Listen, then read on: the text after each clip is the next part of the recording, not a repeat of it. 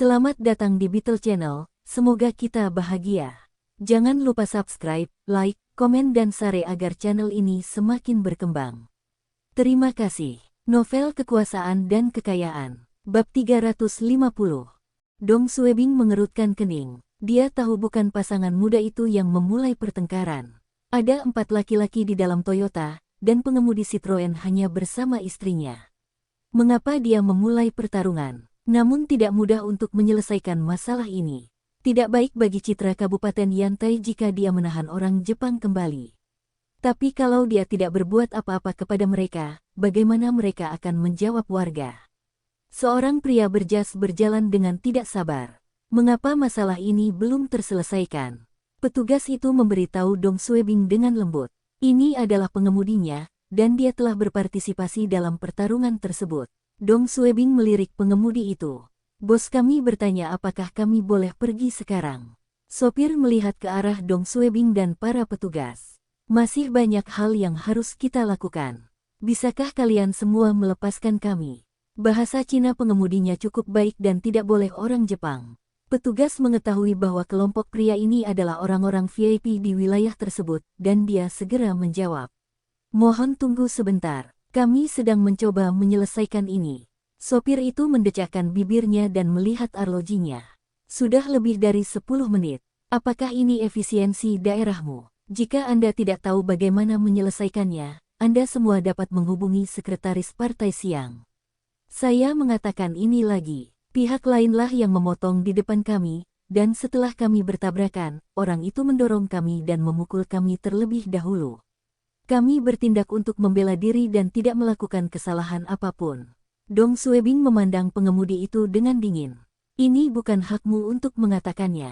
Kamu mengerti. Petugas itu juga frustrasi. Hei, SIM Anda sudah habis masa berlakunya, dan Anda mengemudi tanpa SIM yang sah. Wajah pengemudi berubah dan pergi. Petugas itu menggerutu pelan, keledai berkulit singa. Dong Suebing tidak menyukai pengemudi itu. Bagaimana dia bisa tetap sombong setelah memukul orang lain? Pembeli kembali ke Toyota dan berbicara dengan Tuan Sakamoto dalam bahasa Jepang.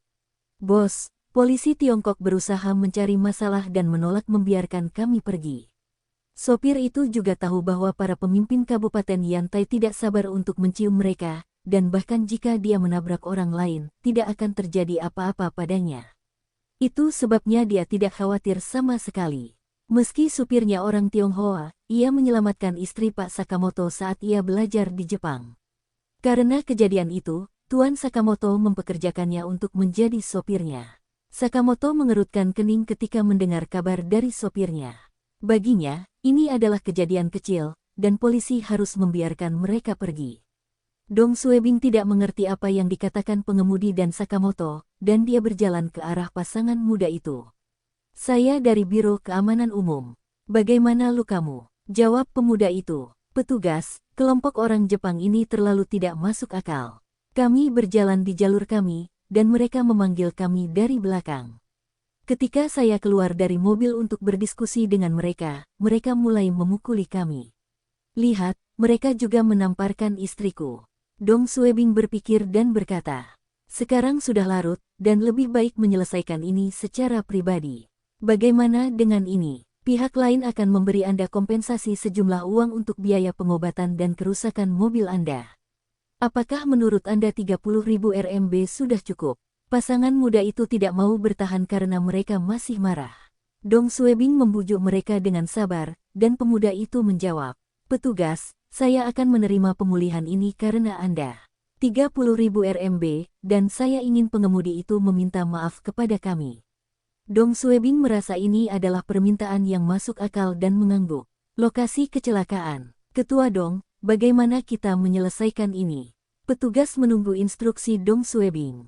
Dong Suebing berjalan kembali dari pasangan muda itu dan berkata, pasangan itu setuju untuk menyelesaikan masalah ini secara pribadi sebesar 30.000 RMB dan permintaan maaf dari pengemudi. Dia berhenti sejenak dan melanjutkan. Pemkab sangat prihatin dengan kunjungan lokasi investasi ini. Jangan bicara tentang pengemudi yang mengemudi tanpa SIM yang sah sekarang, dan jangan catat pengemudi yang menabrak pasangan itu. Anggap saja ini sebagai kecelakaan lalu lintas biasa, dan setelah mereka membayar biaya pengobatan dan pemulihan, mereka dapat pergi. Meskipun Dong Suebing tidak ingin melepaskan pengemudi itu, dia tahu dia harus melakukannya. Saya mengerti. Polisi lalu lintas mendekati Toyota dan memberitahu mereka apa yang dibicarakan. Ketika pengemudi mendengar bahwa mereka perlu memberi kompensasi kepada pasangan tersebut dan meminta maaf kepada mereka, wajah mereka berubah. Kubilang kita tidak bersalah. Apa artinya ini? Pria Jepang lainnya, yang memukul pasangan itu, juga marah. Dia memaksudkan sesuatu dalam bahasa Jepang dan menunjuk pasangan muda itu dengan marah. Jawab petugas lalu lintas. Saya tidak tahu bagaimana Jepang menangani kecelakaan dan pertengkaran di jalan raya. Namun di Tiongkok, kejadian ini disebabkan oleh Anda semua, dan Anda semua harus bertanggung jawab. Kami telah menyerah dengan tidak membebankan biaya kepada Anda karena mengemudi tanpa surat izin yang sah dan menabrak orang lain. Anda semua hanya perlu meminta maaf dan memberikan kompensasi kepada mereka. Jika tidak, kejadian ini tidak akan terjadi. Petugas itu berkata dan melihat ke arah penerjemah yang menyertainya. Tolong terjemahkan ke bos Anda. Penerjemah berbicara kepada Sakamoto dengan lembut. Sakamoto memandang mereka dan berteriak kepada asistennya dengan tidak sabar. Kak Seilu. Asisten mengeluarkan 30.000 RMB dari tas dan melemparkannya ke petugas lalu lintas. Pihak Jepang bersedia membayar ganti rugi karena mereka tahu bahwa mereka salah. Namun saat petugas lalu lintas meminta pelaku pemukulan untuk meminta maaf, dia malah dimarahi. Salah satu pria Jepang mulai berteriak dalam bahasa Jepang dan menunjuk ke arah pasangan tersebut. Sopir itu berteriak, "Kami tidak akan meminta maaf." Mereka mulai memarahi kami ketika mereka turun dari mobilnya. Merekalah yang seharusnya meminta maaf kepada kita. Dong Suebing sangat marah. Apakah kalian semua ingin menyelesaikan ini dengan damai? Jika orang biasa, petugas lalu lintas akan membawa mereka kembali ke stasiun. Dong Suebing sudah memihak tim mengunjungi lokasi, dan mereka masih belum puas, seru pengemudi itu. Saya pikir Anda menemukan masalah dengan kami. Anda ingin kami meminta maaf. Maka kamu harus berbicara dengan pengacara bos kita. Dia berteriak dan masuk ke kursi pengemudi Toyota untuk menyalakan mesin. Pasangan muda itu segera memblokir mobil tersebut. Sial. Jangan berpikir untuk pergi jika kalian semua tidak meminta maaf. Petugas lalu lintas juga marah. Ketua Dong, kelompok orang Jepang ini tidak mendengarkan. Dong Suebing memandang Toyota dengan dingin. Dia juga mengambil tindakan mereka.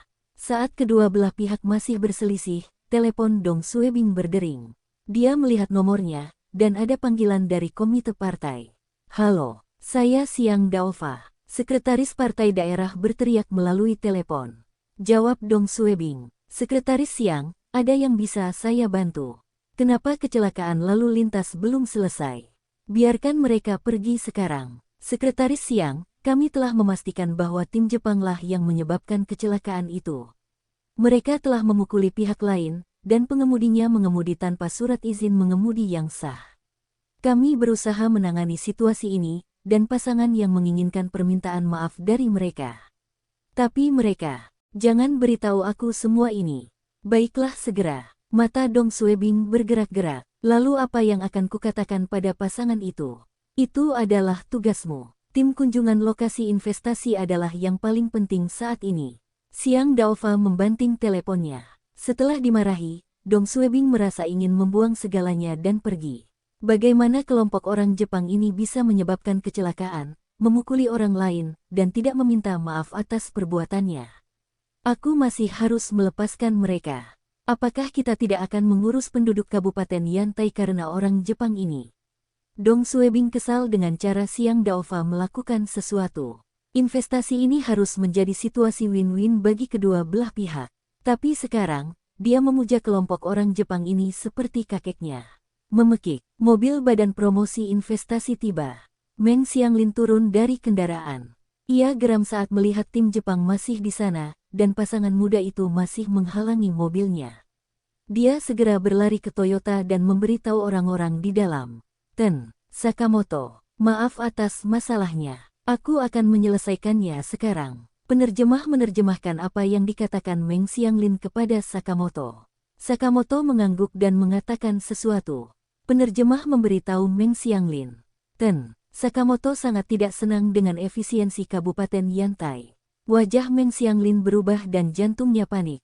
Kata pengemudi Toyota, "Bosku ada janji makan malam bersama temannya.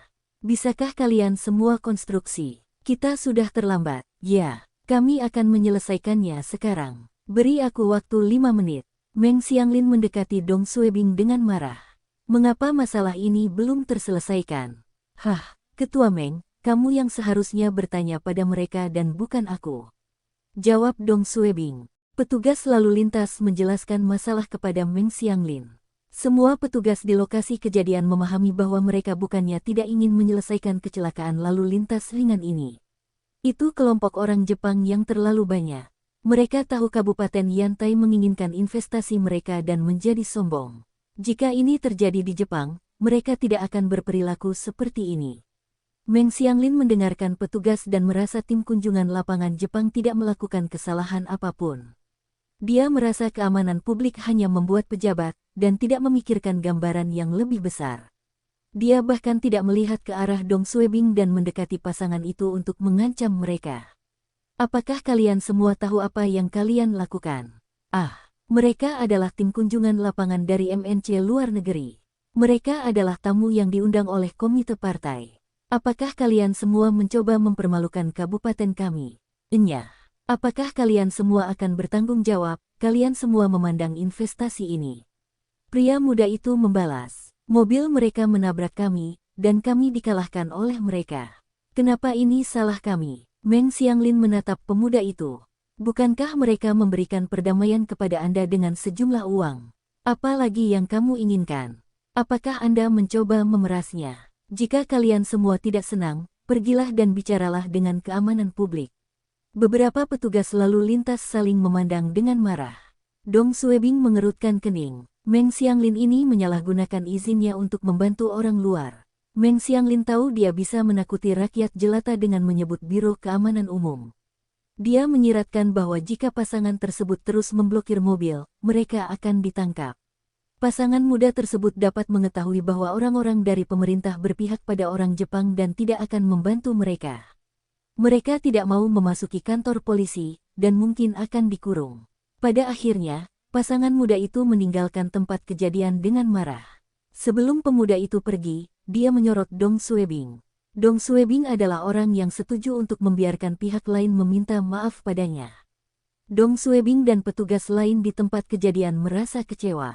Meng Xianglin merasa lega dan berjalan menuju Toyota sambil tersenyum. Dia berbicara kepada mereka beberapa saat sebelum Sakamoto mengusirnya. Sopir itu melirik Dong Suebing dan pergi. Petugas lalu lintas tidak peduli dengan Meng Xianglin. Dia hanya tahu kepala Dong adalah atasan langsungnya, dan ketika dia melihat pengemudi itu pergi, dia berteriak, "Kenapa kamu masih mengemudi? Lisensi Anda adalah..." Meng Xianglin menatap petugas lalu lintas itu. "Kukup." Pengemudi Toyota tidak menghiraukan teriakan petugas lalu lintas dan menginjak pedal gas. Seorang petugas melihat ke arah Dong Suebing. "Kepala Dong." Pemimpinnya mengatakan kita harus memikirkan gambaran yang lebih besar. Dong Suebing tidak ingin tinggal di sana. "Ayo pergi." Meng Xianglin melihat punggung Dong Suebing saat Dong Suebing pergi.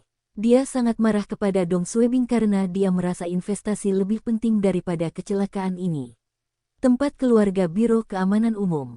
Dong Suebing melemparkan tasnya ke sofa ketika dia sampai di rumah. Dia tidak tahan dengan cara Xiang Daofa dan anak buahnya melakukan sesuatu. Meskipun Dong Suebing tahu banyak pejabat pemerintah yang mengutamakan keuntungan dan kepentingan di atas moral, penduduk, dan bahkan keluarga serta teman-temannya, namun dia tidak pernah bisa melakukan itu. Itu sebabnya dia menjadi semakin marah ketika memikirkan apa yang terjadi. Jika seseorang yang memblokir mobil tim Jepang dan meminta biaya tol, Dong Suebing akan menjadi orang pertama yang bergegas menangani situasi tersebut. Dia tidak ingin orang Jepang mempunyai kesan buruk terhadap daerahnya. Namun yang terjadi sebelumnya berbeda. Orang Jepanglah yang mengemudi tanpa surat izin yang sah dan bahkan menabrak orang lain setelah mengalami kecelakaan. Bagaimana kita masih bisa melindungi orang-orang Jepang dalam situasi ini? Apakah kita harus mengorbankan warga kita untuk menyenangkan mereka? Apakah orang Jepang akan mempunyai kesan yang baik terhadap daerah kita dengan melakukan hal ini? Omong kosong. Semakin Anda mencium pantatnya, semakin mereka memandang rendah Anda. Dong Suebing menjadi kambing hitam hari ini. Dia telah berjanji kepada pasangan muda itu untuk meminta maaf dari pihak Jepang, dan mereka seharusnya mengira bahwa mereka telah dibohongi olehnya. Tim Jepang juga akan membencinya dan menganggap dia mencari masalah dengan mereka. Xiang Daofa dan Meng Xianglin juga harus membencinya. Pada akhirnya, Dong Suebing lah yang disalahkan. Saya yang menanggung semua kesalahannya, dan kalian semua yang mendapat pujian. Apa? Dong Suebing merokok dan menelepon Liang Chengpeng. Halo, Ketua Liang. Saya rasa saya tidak cocok untuk tugas melindungi tim kunjungan situs. Bisakah Anda menugaskan orang lain untuk tugas ini? Meskipun Liang Chengpeng berdiri di faksi Xiang Daofa, dia tetap berhubungan baik dengan Dong Suebing dan memiliki karakter yang jujur. Apa yang telah terjadi? Tidak ada apa-apa. Hanya saja Liang Chengpeng telah mendengar apa yang terjadi dan menghela nafas. Ketua Dong, Anda telah setuju untuk mengambil tugas ini, dan bukan karakter Anda yang menyerah di tengah jalan. Liang Chengpeng membujuk Dong Suebing dan terus menekankan untuk memikirkan gambaran besarnya. Setelah menutup telepon, Dong Suebing melemparkan ponselnya ke atas meja. Gambaran besarnya, astaga. Pada akhirnya, semuanya demi penghargaan Xiang Daofa. Tiba-tiba seseorang membuka pintu dari luar. Luan Xiaoping memasuki apartemen dan melihat putranya duduk di sofa dengan marah. Dia segera mengganti sandalnya dan bertanya, "Apa yang telah terjadi? Apakah Anda tidak bahagia di tempat kerja? Kamu masih baik-baik saja siang ini?" Dong Suebing mendecakkan bibirnya dan berkata, "Jangan membicarakannya." Luan Xiaoping menatap putranya. "Kamu sejak muda, kamu memasukkan semuanya ke dalam hati. Berhentilah memikirkan hal-hal yang tidak menyenangkan itu, dan semuanya akan berakhir setelah tidur nyenyak." Dong Suebing mengangguk. "Oh, kenapa kamu ada di sini?" Luan Xiaoping tersenyum dan mengeluarkan majalah dari tasnya. "Guru Liu di sekolah saya memiliki majalah ini, dan ada beberapa shawl bagus di dalamnya. Saya sedang berpikir untuk merajut shawl untuk Anda, dan shawl itu akan siap dalam waktu 1 bulan." Dia duduk di sofa dan menunjukkan majalah itu kepada putranya. "Desain mana yang kamu suka? Saya akan membeli benangnya besok," jawab Dong Suebing. "Bukankah aku sudah bilang padamu untuk tidak melelahkan dirimu sendiri? Saya hanya bisa membeli satu dari rak. Bagaimana bisa yang kamu beli dari luar sama dengan yang aku rajut? Semua shawl yang dijual di luar menggunakan benang berkualitas rendah. Sama saja asalkan shawl bisa menghangatkanku. Anda tidak perlu membuang waktu Anda." Luan Xiaoping menjawab dengan ekspresi marah. "Cepat pilih desain. Aku juga tidak ada urusan di rumah." Dong Suebing tidak ingin berdebat dengan ibunya dan memilih desain sederhana dari majalah tersebut. Seharusnya lebih mudah merajut dengan desain yang sederhana. "Saya ingin desain ini." Luan Xiaoping melihat gambar itu dan mengangguk, sebelum melipat sudut halaman. "Baiklah, ini sudah larut, dan kamu harus tidur. Aku akan kembali sekarang." Dong Suebing melihat waktu itu. "Sekarang sudah larut. Tidur saja di sini malam ini, atau aku bisa mengirimmu kembali." Bersambung, terima kasih telah menyaksikan dan mendukung channel ini.